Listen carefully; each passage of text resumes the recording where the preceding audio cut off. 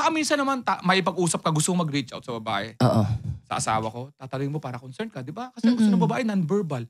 Ewan ko pa sa non-verbal nyo. Bakit? Ewan ko, Maganda naman yun yung hindi kailangan sabihin lagi, ipaparamdam. Oo. Sinampal ako ng asawa ko.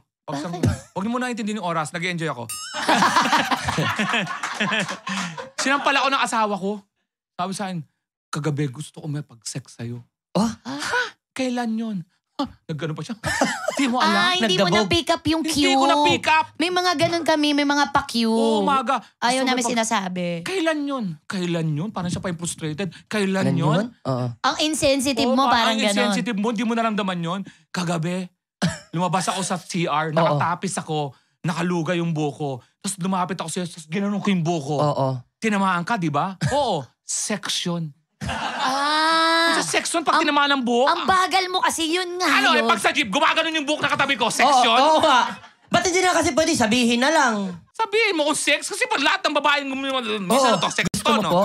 Gusto ko mag-sorry in behalf ng lahat ng kababaihan. Magsabi na lang kayo. Diretso na. Oo. Gusto mo paglabas ng CR, ano na, sex na. Ganon.